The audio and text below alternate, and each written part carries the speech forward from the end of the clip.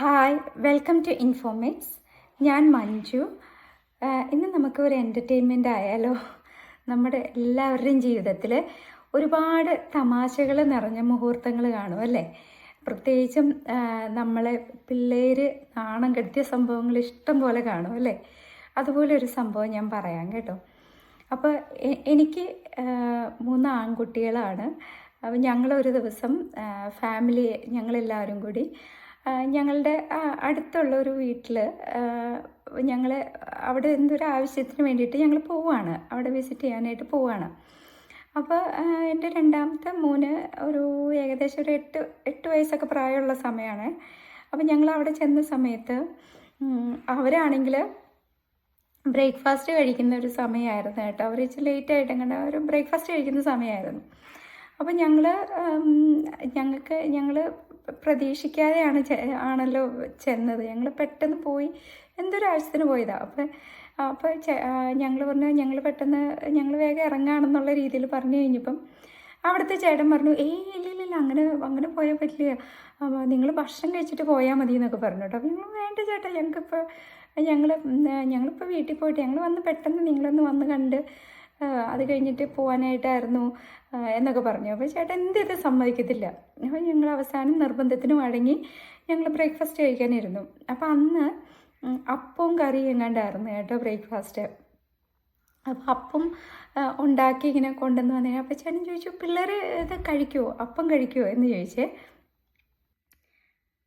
അപ്പം ഞാൻ പറഞ്ഞു, ചേട്ടാ, മൂത്ത ആളും ഇളയ ആളും ഒക്കെ കഴിക്കും, പിന്നെ രണ്ടാമത്തെ ആള് അവന് അപ്പം മുന്നേ ഒക്കെ കഴിക്കുമായിരുന്നു. അവർ കറിയൊന്നും കഴിക്കത്തില്ല, അവർ പിന്നെ ഷുഗർ കൂട്ടിയിട്ടൊക്കെ അവർ കഴിക്കുന്നത്, അപ്പം കഴിക്കുന്നത്. പിന്നെ രണ്ടാമത്തെ ആള് അവൻ ആദ്യമൊക്കെ കഴിക്കുമായിരുന്നു. അവന് ഞാൻ പറഞ്ഞില്ല 8 വയസ്സാണ് അന്നുണ്ടായിരുന്നുള്ളു. അപ്പം അവന് ആദ്യമൊക്കെ കഴിക്കുമായിരുന്നു. പക്ഷെ ഇപ്പം അവനെന്തോ അപ്പം ഇഷ്ടമില്ല. ഇപ്പം ഞാൻ അപ്പം ഉണ്ടാക്കി കഴിഞ്ഞാൽ അവൻ കഴിക്കാറില്ല. അവന് അതിപ്പോൾ ദോശ മതി എന്നൊക്കെ പറയാറെന്നൊക്കെ പറഞ്ഞു. അവരുടെ ഇഷ്ടങ്ങൾ മാറി മറിഞ്ഞൊക്കെ വരുമല്ലോ എന്നൊക്കെ പറഞ്ഞു.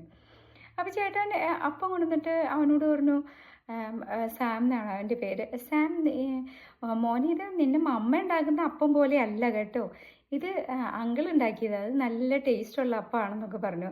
സംഭവം ശരിയാണ്, നല്ല സോഫ്റ്റ് ആയിട്ടുള്ള നല്ല അപ്പമായിരുന്നു. ഞാൻ ഉണ്ടാക്കുന്ന പോലെ മരപ്പൂളി സ്റ്റൈലല്ല.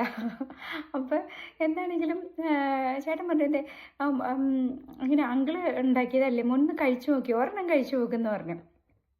അങ്ങനെ അവന് ചേട്ടൻ ഒരെണ്ണം ഇട്ട് കൊടുത്തു കേട്ടോ. അപ്പോൾ അവൻ കഴിച്ചപ്പോൾ ഞങ്ങൾ നോക്കിയപ്പോൾ അവനത് കഴിക്കുന്നുണ്ട്. അത് കഴിഞ്ഞ് അവൻ 1 കഴിച്ചു, 2 കഴിച്ചു, 3 കഴിച്ചു.